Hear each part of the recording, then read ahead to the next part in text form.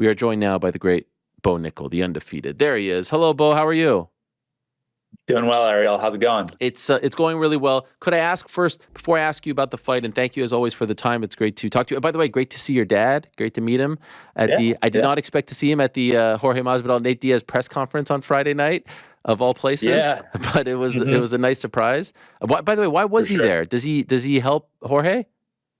He's helped Jorge in the past, obviously, just with wrestling stuff, MMA stuff, So they've he's helped him train and stuff like that. But yeah, I just wanted to go out and support him. I love it. Okay, so that was the night before your fight, but just for you, because you were surrounded by all these legends and the card and all that, the week you're focused on your fight. You're not there to be a spectator. You're not there to be a visitor or tourist.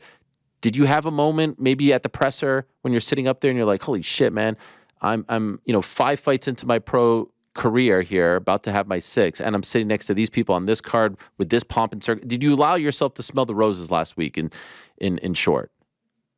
Oh yeah, it was definitely cool. I definitely enjoyed it. Enjoyed being part of the whole week. You could just tell that it was a big event, a historic event. Even, I don't have a ton of UFC experience, but in my two previous fights, there was a difference. UFC always goes all out and the production's insane and there's so many moving parts, but it seemed like it was, on 11 relative to the other UFC events that I've been a part of. Every other one's 10 out of 10. This one to me was 11 out of 10. And it was cool. I think that it's something I'll be able to remember and just appreciate that I was a part of it. All that talk going in that you shouldn't be on the main card, you kind of brushed it off. Did it annoy you?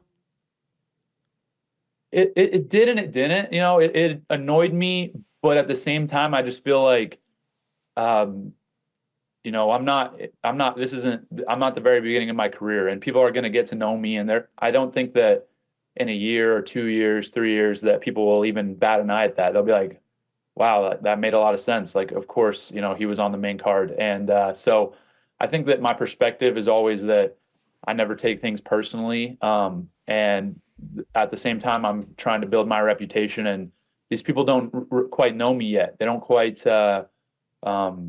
understand like me as a person or what I'm capable of or what I'm going to do. I have the vision and people are starting to come around and there are more people that are starting to see, but I think the mainstream MMA fan they just still need to get to know me. You have all this talk about you on the main card and whatnot. I was just wondering if you ever spoke to the UFC and said, "Hey, why did you put me on the main card? Like, what is it about me?" Do you ask that, or is that something that doesn't need to be asked? I don't think it needs to be asked. I didn't ask it. I think that the reason, it kind of is obvious in my mind. There's nobody else that's 5-0, 6-0 on the main card. So to me, it's twofold. It's one, the UFC believes in me. They have a vision for me. They know where I'm headed.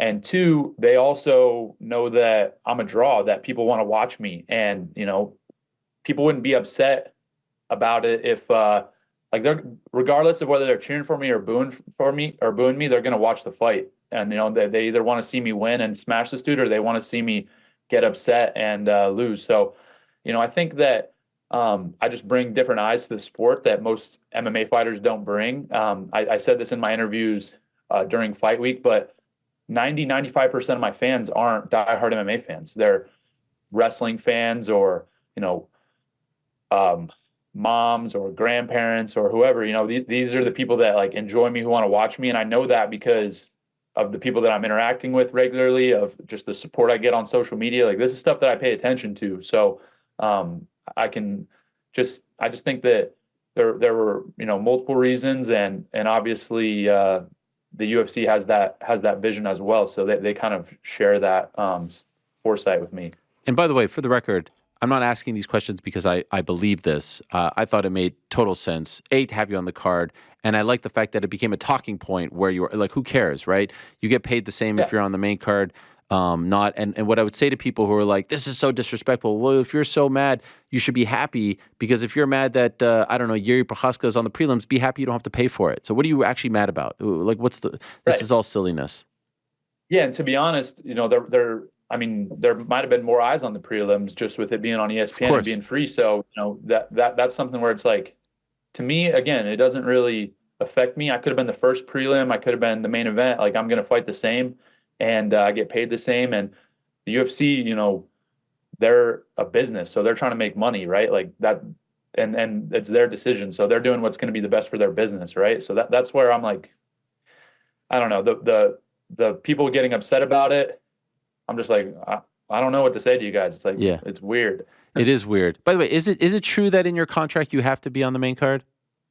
No, No, okay, I like no, that. it's not. That's not my contract. Obviously, everybody talks about that first interview we had where I said that, and I've had a change of heart, but I don't think that like if I'm thinking about it in an unbiased perspective, like trying to take a step back and not be myself, like they're doing what they should do, right? Like the places that I've been are appropriate. The placements on the cards are appropriate. So I think that obviously people took that as me being arrogant, but it's just the reality of the situation. Even when I take a step back and try to look at myself from a different like a different perspective, I still agree with it. This was your first fight in 9 months. Did you feel that at all? You had been, relatively active. You're used to being so active in your athletic career, but you took this little break. Did you feel the 9 month layoff at all? I felt like the only thing it did was get me a little more excited and amped up, which can be good and bad. I think that initial flurry coming into the fight, it got a little wild, and that's something that I think can be definitely lack of experience, and also, as you mentioned, the little bit of the layoff that I had. So, I feel like it did have a small effect. Okay. You also mentioned in the post fight press conference that the 300K bonus maybe affected that a little bit. You were really swinging Yeah. for the fences. Yeah, I mean, I was trying to knock that dude out. So I think that when I went and watched the fight back, it looked a lot better than the way I pictured it in my mind. So I don't think that I was definitely hypercritical of myself, and I'm still critical of a lot of things, but I do feel like I can see I have a more well-rounded, better perspective after watching it back, and so I feel better about it. But I definitely wanted that bonus. That would have been nice. It's all good though, and I think that um, there's that's just a good learning experience for me. What prompts you seconds after getting a second round finish, UFC 300 pay-per-view card, to go like this? Like literally seconds after. What is it about you and your makeup that makes you feel that way? It was weird. I think that there's a couple things. First and foremost, to me, the result of the fight isn't indicative of how my judgment and how I feel about it. It doesn't matter if I get a knockout in 30 seconds or a decision or even lose. That's not the way that I determine, my feelings of the fight. It doesn't have anything to do with that. It's more just about how I felt I fought and whether or not I did what I needed to do and did my best. And I felt like there were things that I should have done better, that I could improve on. And so for me, that initial reaction was based on what I felt was just a little bit of sloppiness and not keeping everything as clean and sharp and tight as I would have liked to, and also just not being able to show all the skills that I've developed and been working on the past 9 months. And so initially, it's I would say more of an emotional reaction of, man, like I wanted to do better and I wanted to do more. But like I said, I feel like after having watched it back, I definitely still agree with the sentiment, but I don't think it was as bad as what I perceived initially. So do you regret that? Do you regret doing that?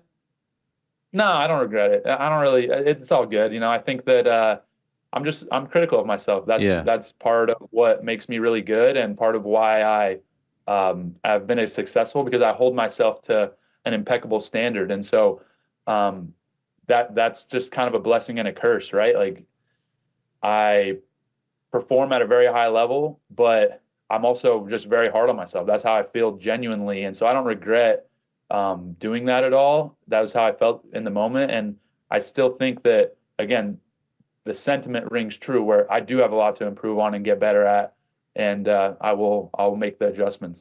What did you say to Dana and what did he say to you?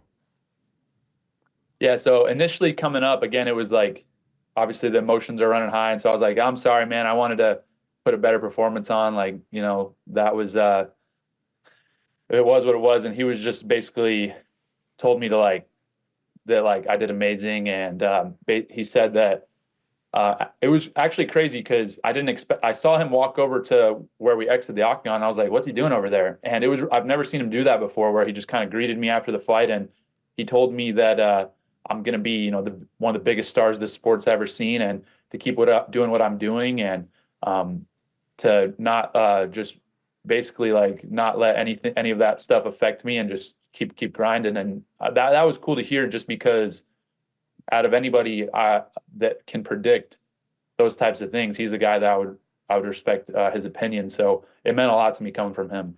What is it like? Because you were so dominant in wrestling, Penn State, etc. And now it's not like you have to reinvent your life, but you become a debutante, and there are things that you feel like you need to get better at. And I'm sure the competitor in you wants to go back to that dominance that you had when you were a collegiate wrestler. So how do you have that internal struggle, and how do you deal with that? That's a great question. I think that from when I got to college, right? Like, I'm an 18-year-old kid, and I have big goals, and I'm kind of in the same place, right, as what I was then. And people knew me, but I wasn't dominating the way that I wanted to be, and I kind of had this vision of where I was headed. And then you put so much work and time in, and then you get there, and then I guess now where I'm at, I look back on my experience of having already done that, and I feel like in that previous experience, I was so focused on getting to where I wanted that I almost didn't enjoy the process as much. And now I really love the idea of being a beginner and having the opportunity to get better and improve. It's almost like getting to relive that college experience. And there's something about it it's obviously a struggle, and it's difficult, and there's a lot of work to be done, but it's exciting and fun and cool at the same time, because I don't think very many people get to experience that in their life in multiple arenas, right? Like, maybe you have school where you want to compete and do well, or you just want to do well in your classes, and then you get a job, and maybe you get better and you get a promotion, but you're kind of staying in that same lane. Whereas for me, this is it's a similar lane, but at the same time, it's completely different, where I have to learn all these new things. And so I just embrace it, and I have fun with it. And now my perspective I feel like all the lessons that I had to learn, I get to almost expedite the process with them. And so my focus is just on improving, getting better. It's not on the results. It's not on just, okay, I just want to fast forward everything until I'm dominating. It's like this part of the process is fun and gratifying as well. First fight as a dad, did that feel different? It did. Yeah. Yeah. I think just the training camp and having my baby around and stuff I feel like your perspective and your whole life does have to change, just because you're caring for, just a little soul that it's just a cool thing. I don't think that I was more motivated or anything like that, because my motivation, it all comes just internally. I'm doing this because I love it and because I want to do it. And, I think that the biggest thing was during fight week, I just missed them and missed my wife, and they hung back in Pennsylvania, and he's a little too young to come to the fights and stuff, obviously, but I just missed them and wanted to get back and see him and hang out with them. But I think people talk about, oh, I'm more motivated in this, that, now that I'm a dad. And I'm like, I don't feel more motivated. I just guess he's a massive priority for me, and I love him and I want to take care of him. But I don't think being a world champion MMA fighter makes me any better of a dad. I just want to be the best husband and the best dad I can be. And then also, this goal of being world champion pound for pound #1 is kind of that's just something that I'm also doing. It's not my identity or anything like that. Someone asked you in the post-fight press conference, what are you going to tell your son about being on UFC 300? And you said, you're probably not going to tell your son and maybe kids, God willing, down the line, about your athletic achievements. How is that possible? One of the greatest American wrestlers of all time, and you're going to be a legend in MMA. You're not going to. I don't know if I believe you that you're not going to tell them about all of this. That doesn't really feel like something that I need to bring up. Again, to me, being a good dad is way, way more important to me than any of my athletic accomplishments or anything like that. So, I think that when my son's old enough to understand sports and to kind of be living his own life. We're going to be focused on him, and I'm going to be pouring everything I have into him and doing, loving him and getting him what he needs. And if he's as passionate about something as I am, like that's what I'm going to be focused on, whether it's football or golf or tennis or, whether he wants to play the violin, like that's what I'm going to be into. So I don't think that we really need to focus on anything I've done in the past. I don't ever talk about winning. The only time I talk about winning national titles in wrestling or my fights is when I'm getting interviewed by the media. So, for me, I'm focused on, again, like being a good dad. That's more important to me than any of this other stuff. That's fair. Seconds after your fight, Khamzat Chimaev weighs in. I know you've seen his tweet, but it felt like one of the first times that he's like kind of taking a shot at you. And so I'm wondering what you thought of that. No, it's good. I love it. I think the fact that he's recognizing it, and I think he sees what's coming too. I think that it's good for everybody. Good for me. Good for him. Good for the sport. So we're gonna make that fight happen. I would just, in response to that, like to say, yo, who are you fighting at 5-0, bro? Some random dude in Europe. Like I'm fighting in the UFC on UFC 300. So there's levels to this, and I think that people just need to get to know me. The more they get to know me, the more they're going to realize that, hey, like I'm that guy, and there's nothing anybody else can do about that. I wouldn't be surprising to me if when we fight, I'm like a minus 1,000 favorite, the same as I have been in all these other fights. I know it's not going to happen next, but they book you against him right now. How does that fight go? I think I'd do very similarly to him what I did to this last guy. Take him down, ragdoll him, throw him around. He's not a big 85er. He gets tired. So, is his first round going to be a little better, more competitive? Probably. But if that fight's 5 rounds, I don't think he makes it 5 rounds, if we're being honest. And that's to me, kind of a general assessment. Will it be tough at the beginning? Is he going to come at me? Absolutely. But I don't think he's going to be able to really hurt me or do anything that inflicts so much damage that I'm not going to be able to just widen the gap on him as the fight continues. Do you think he beats Robert Whittaker? I do. It's going to be a good fight, man. I don't really care who wins the fight. The only personal kind of opinion I have on the fight is if Khamzat wins, that's a bigger fight for me and him down the line. So, if there's any type of personal bias, it would be hoping that Khamzat can win. I think there'll be a challenge for him, but that being said, I don't know that Whittaker can hang with him in the grappling. Again, I don't really care who wins. I'm not that invested in it, but I think Khamzat will probably win. I think a lot of people thought eventually you guys would fight for a title, but now, especially after his last fight against Usman, it seems like maybe the jury is out for the first time since he entered the UFC about what his ceiling is. Do you think he ends up becoming a champion or at least fighting for the belt at some point with you involved? Or do you feel like maybe it was a little bit too much, all the praise and hype that we were throwing on him? There's a lot of tough guys. I think anytime there's praise and hype on somebody, it probably goes too far. Even with myself, I think that it can get out of hand quick. And, there's the negative side, there's the positive side, and then reality is probably somewhere in the middle with everybody. And so I think that with all that considered, I do believe that with his skills, he could still be champion. And he just has built himself such a reputation that guys are scared of him. Like I guarantee you, Whittaker's terrified of getting taken down just because of his style and what he's been able to do. Regardless of whether him and Usman had a close fight, like he has built that reputation and solidified it. The difference with me is just like I've also built my own reputation. I also know what I'm capable of, and I know for a fact there's zero chance of him doing that to me, which is his strongest asset. So, I think that that was what has a lot. The reputation aspect has a lot to do with it, and why he has won the fights the way he's won them, and why he competes the way he competes. But I do think he does have skills that he could be the champion. How soon do we see you again? I want to fight right away. I'm end of July, August, right in there. So for me, I'm ready to go.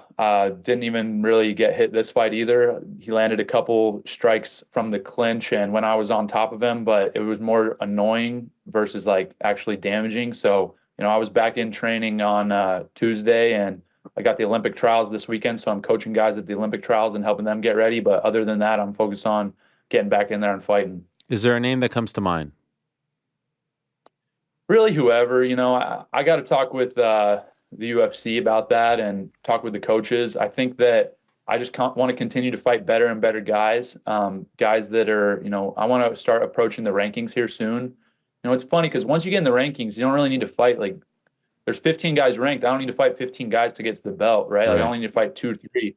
So it's like if I fight a ranked guy, then it's feasible that within 6 months I'm fighting for the belt. So I think that I want to get maybe 1, 2 more guys that are a little bit better right outside the rankings, and then maybe early next year start ranked guys, and then maybe 2025 fight for the belt. So that's kind of where I see it going. I don't see a lot of people calling you out. I did see Jacob Malkoun call you out. Does that interest you? Maybe, I think he's definitely been a name that's on my list. I think that being said, he doesn't really have like the record or the recognition to be a guy that I compete against. I think he's 8-3.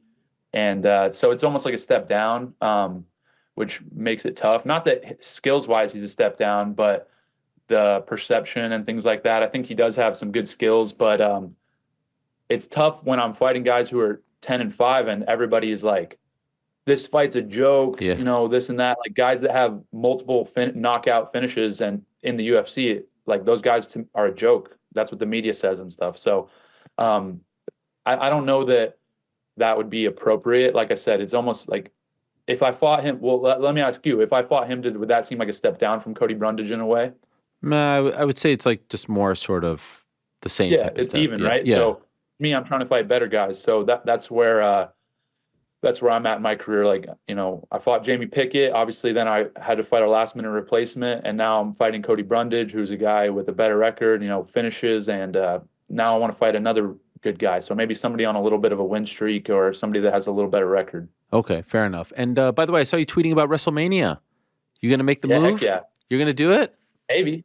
Yeah, get me in there. Let's go. I think that it was super fun. I watched one WWE event live maybe 7 years ago. It was at Penn State, and then watched WrestleMania on the TV, and it was awesome. I was like, this is freaking sweet. So I think eventually I'll dip my toes in that arena and see what it's like. But I feel like it could be good. I'm a good athlete, and I think we could do some cool stuff, or I could do some cool stuff in that sport too. You versus Jordan Burroughs in the fight in WWE and wrestling. What are we doing in WWE? I feel like that's the feud right there with his manager Daniel Cormier as his mouthpiece. You take on those guys. I love it. I'm here for that. I would prefer to actually fight him or wrestle him, but that works too.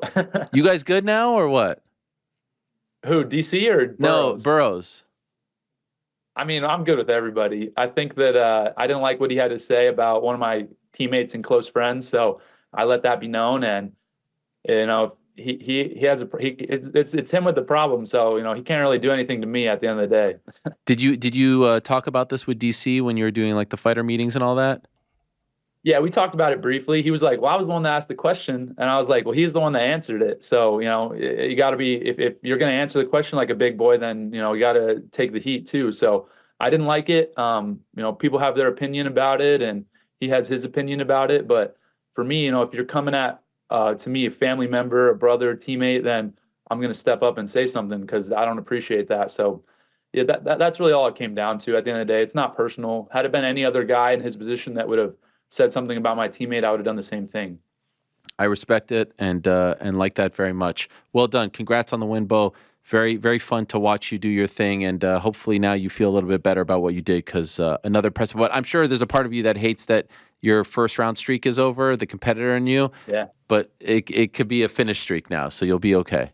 It's all good. Yeah, it's all good. No worries. But I appreciate your time, Ariel. I got a gift coming your way too. So I'll text you. Send me your address, and I got a gift headed your way. A vegan steak because you're a vegan now, right? You've seen the light. You like that one? That was good. That was good. Well done. Good acting. Yeah. Thank you. I appreciate it. Thank you, Bo. Congrats. Thanks for watching. We appreciate it very much. Hey, if you like this video, give us the old thumbs up. Subscribe as well. You could get many more of these videos on the channel. So please do that. We would love you forever if you did so.